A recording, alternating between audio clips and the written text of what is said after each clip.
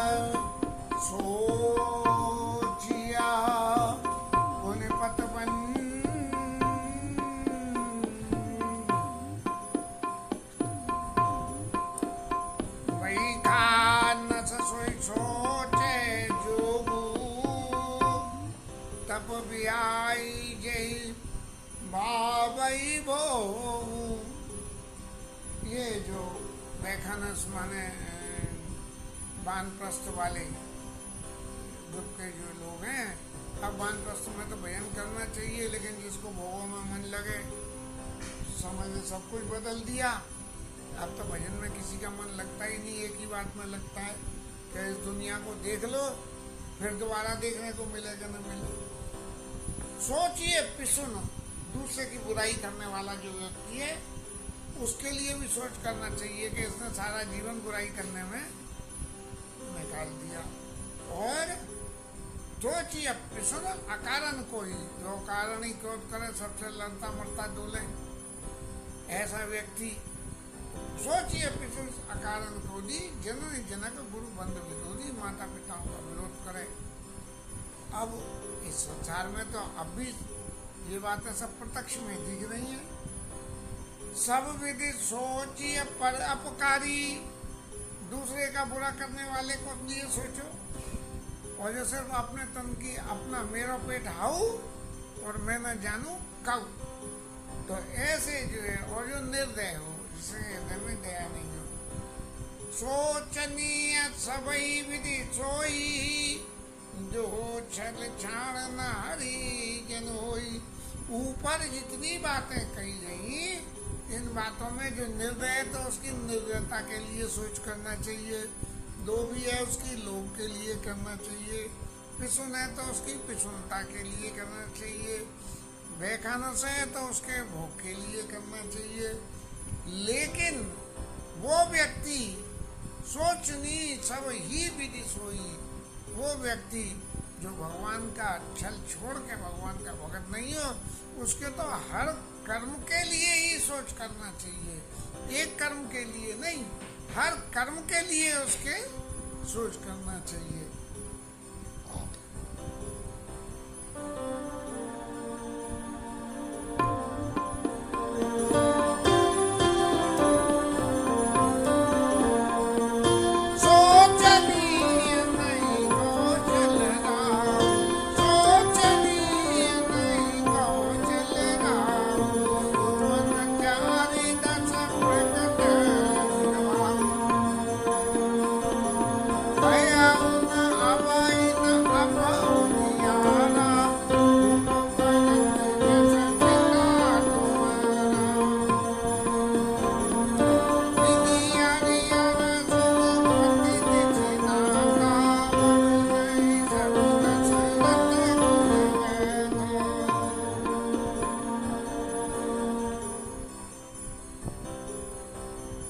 सोचने नहीं कौशल राम राजा दशरथ सोच के योग्य नहीं है। और अब उनके गुणों की चर्चा करते हुए कि भुवन चार्य दस प्रगट प्रभाव, राजा दशरथ की दानशीलता, उनकी गुरु भक्ति, उनकी पितृमातृ भक्ति, उनकी संतति प्रेम के पुत्र के मुंह में शरीर छोड़ दिया, ऐसी जो सभी बातें हैं ये पूरे संसार में प्रकट हैं। और इन प्रकटता के लिए उनको जब संसार में जिस आदमी के सिर्फ गुणों की चर्चा हो रही हो, जिस आदमी के खाली गुणों की चर्चा हो रही हो, तो उसके लिए तो सोच करना ही नहीं चाहिए।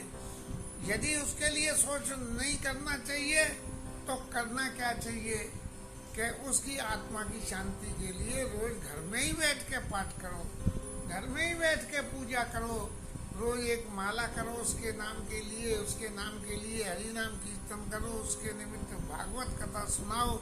ऐसा कोई जरूरी बात नहीं है कि उसके लिए सोच करने को भागे भागे यहाँ से बम्बई पहुँचे और शकल दिखा के संजय की गाड़ी में बैठकर वापस लौट के आ गए, बोले क्या करें भैया फिरने गए थे।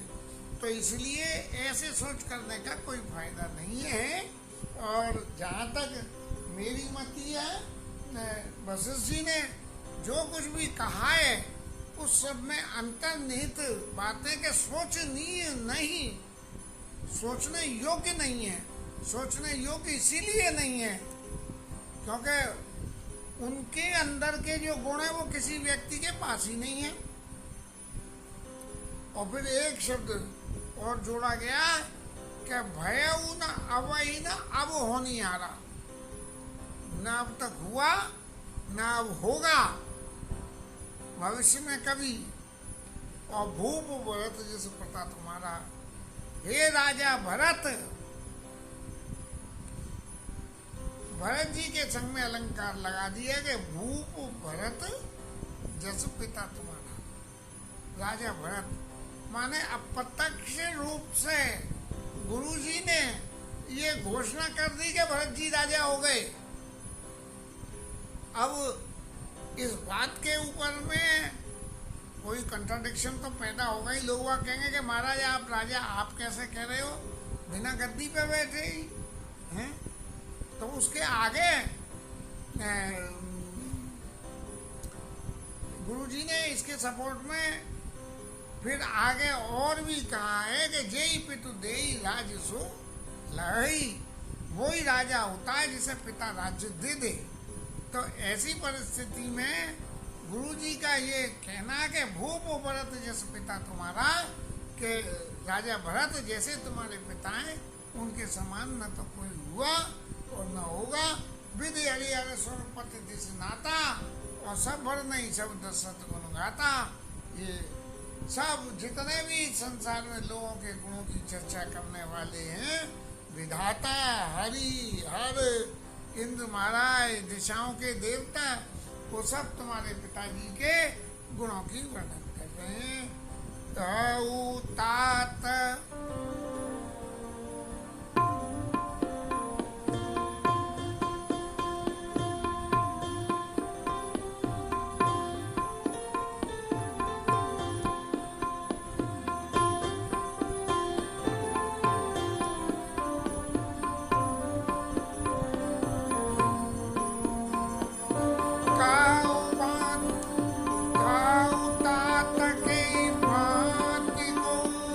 करई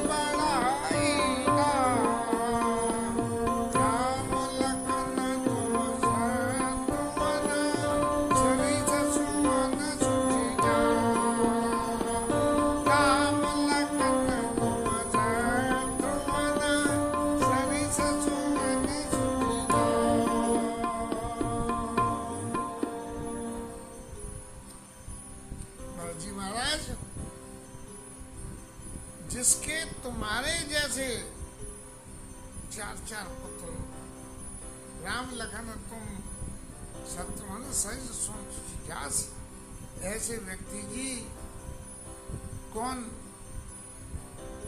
के भाग्य की बड़ाई कौन कर सकता है कि जिसके भाग्य में ऐसे सुयोग्य पुत्रों का लेखा है।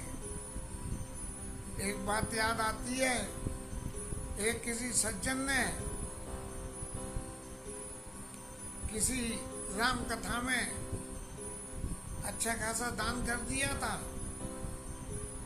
तो मंच से एक दूसरे कोई महाराज जी जो महंत होंगे स्थान के, वो कह रहे थे कि ये सज्जन बहुत बड़े दानी हैं, इतना दान कराए और इनके 4 पुत्र हैं, बिल्कुल राम लक्ष्मण भरत शत्रुघ्न जैसे, लेकिन ये तो हमारा जो संपर्क जिन लोगों के बीच में वो जानते हैं कि वो कैसे हैं। कोई किसी का नाम व्यक्ति लेने से कोई फायदा नहीं है, लेकिन ये जो राम लखन तुम शत्रुघ्न सरिस सुवर्ण सुचि जासु, ये उपमा जो देना गुरुजी महाराज का, गुरुजी के मुख से उपमा देना, इस उपमा को किसी भौतिक जगत के व्यक्ति के लिए देना गलत सिद्ध हो जाएगा। क्यों कि न राम जी जैसा कोई हुआ, न लक्ष्मण जी जैसा हुआ, न भरत जी न शत्रुघ्न जी जैसा न हुआ और न होगा। इसलिए इस उपमा को कभी किसी के ऊपर में पास ऑन नहीं करना चाहिए, ऐसा मेरा मत है। और बाद बाकी तो क्या जगत में तो जो हो जाए सो तो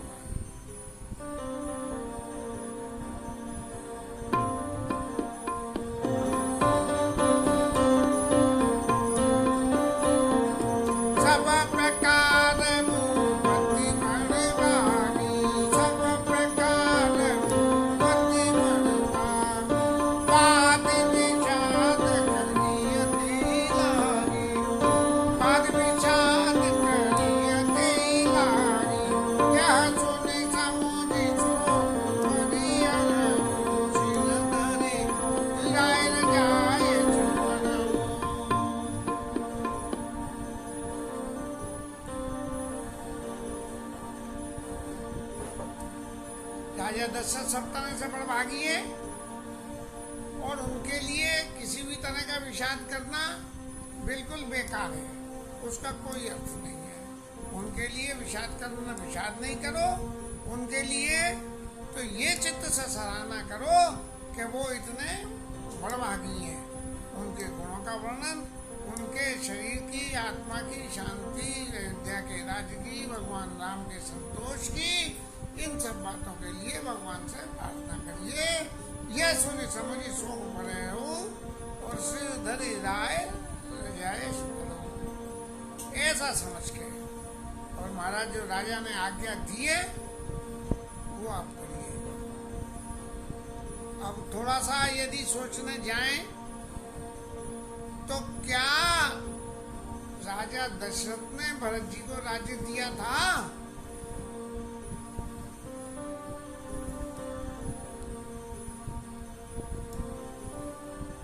राजा दशरथ ने कभी भी अपने मुंह से कैकेयी को ये नहीं कहा कि जा मैंने दिया एक वस्तु, नहीं भरत जी के राज्य के लिए और न ही राम जी के वनवास के लिए। लेकिन हमारे गुरु जी महाराज कहते हैं कि सिर धरि राय रजाय करो, राजा की आज्ञा सिरोधार्य करो। अब प्रश्न ये होता है कि गुरु जी महाराज ने ऐसी बात कैसे कह दी कि राजा की आज्ञा? क्या गुरु जी महाराज को ये प्रकरण नहीं मालूम था? गुरु जी महाराज को ये प्रकरण से मालूम था, लेकिन राज धर्म सर्वसित नोई और जिमि मन माह मनोरथ बोई। भगवान राम ने भरत जी को चित्रकूट में ये समझाया कि राजा का धर्म क्या होता है। राज धर्म सर्वसित नोई जिमि मन माह मनोरथ बोई। मन और मनोरथ में छुपा जैसे मनोरथ तो एक्टिंग प्रिंसिपल हुआ, और मन जो है उसको उसको सोच के उसको एक्टिवेट करने के लिए मन एक जो है वो सॉफ्टवेयर है, और मनोरथ जो है उसको पूर्ण करना है वो एक तरह से हार्डवेयर है कंप्यूटर का। तो इस तरह से जिम मन माह मनोरथ कोई, तो इसलिए महाराज जैसे मन में मनोरथ छिपा होता है, अगर हम कोई काम करने जाते हैं, बोले ऐसा क्यों करा, तो बोले तो हमारा मन था। वो मन क्या था? मन क्या होता है? मन तो वो होता है कि जो सोच लो सो मन है हमारा, इसकी कोई सीमा होती नहीं। तो जैसे राजा दशरथ चाहते थे कि राम जी को राज्य देना, तो वो तो हुआ नहीं, लेकिन जब कैकेयी ने ये कह दिया और राजा ने मना नहीं करी, ये नहीं कहा कि मैं नहीं दूंगा, और जब ये नहीं कहा तो जिमि मन माय मनोरथ होई, लाए राजपद तुमको दीना, पिता वचन पुर दीना।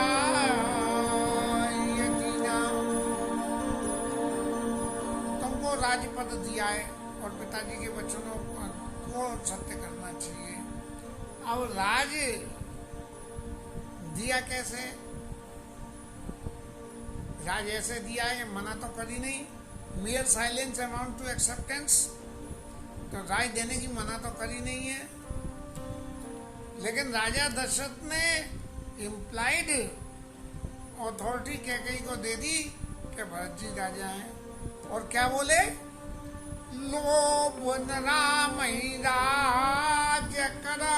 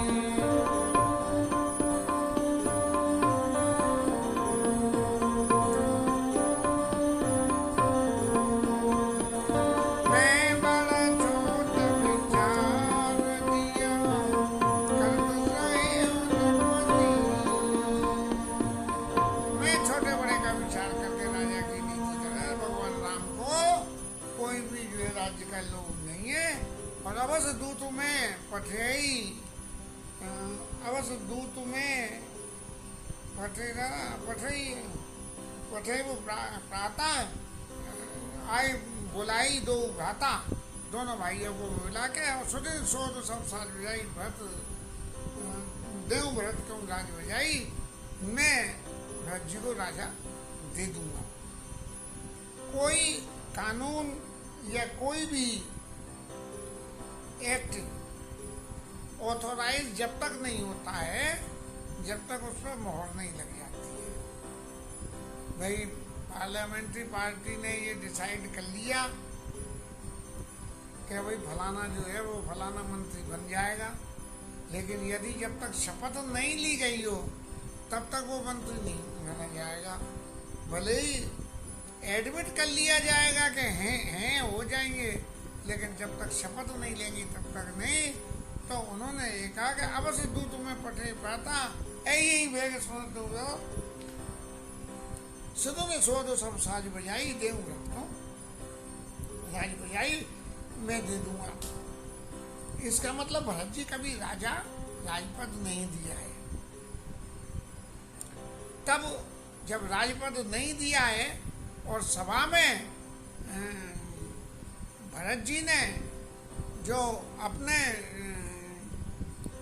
भाषण की शुरुआत करी है, उस भाषण की शुरुआत में सबसे पहले दो में एक ही लांछन ऐसा जवाब पूरी इस अयोध्या के समाज को दिया है कि पितु सुरपुर सिया राम बनो।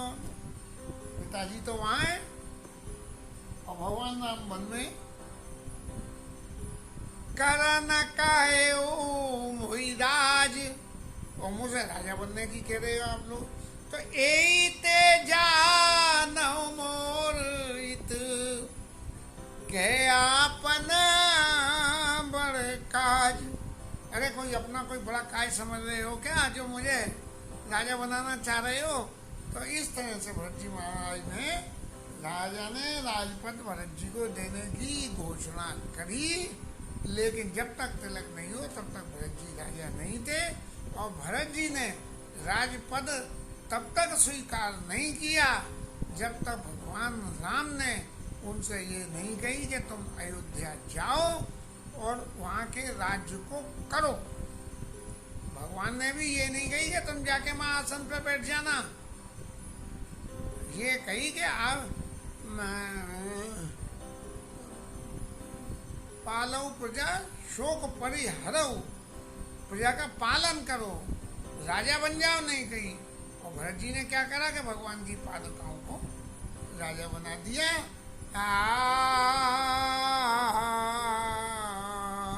तजे राम जई बच नहीं लागी, और तनो परिहरऊ प्रेम पन लागी।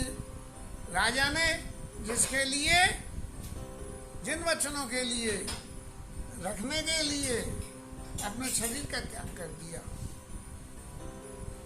क्योंकि दो वरदान मांगने की कही थी, मांग माथा वही देवते ही, और मांग मांग पे तुम कहो मैं प्रिय कहो क्या है, फिर वो दो वरदान की जो बात थी उन वरदानों को देने के लिए एडमिट कर लिया था। तो इसलिए जो है, न पाई बचन प्रिय नहीं प्रिय प्राणा, करऊ तात पितु वचन प्रमाणा। अब महाराज आप जो है पिताजी के वचनों को सत्य करिए, क्योंकि उन्हें जो शरीर प्रिय नहीं था लेकिन अपना वचन प्रिय थे। करऊ शीश धरे भूप रजाई, है तुम का सब भांति भलाई। राजा की आज्ञा को सिर पर धर के और आप करिए, और इसमें तुम्हारी सबकी तुम्हारी भलाई है। और फिर इसका उदाहरण दे दिया कि परशुराम पे तो आज्ञा राखी, मारी मात जगत सब साकी। परशुराम जी ने महाराज जमदग्नि के कहने से माता का सिर काट दिया, और काट के पिताजी ने कही कि वरदान मांगो, तो बोले अब जिंदा कर दो, उन्होंने जिंदा कर दिया। तो मारी मात जगत सब साकी।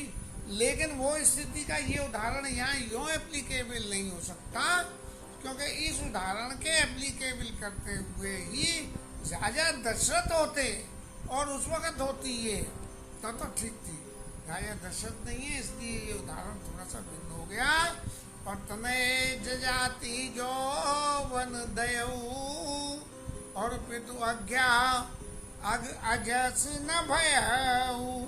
ये आती ने अपने बेटे का यौवन ले लिया और उसे कोई भी अभ्यास उसका नहीं हुआ। अनुचित उचित विचार तजी।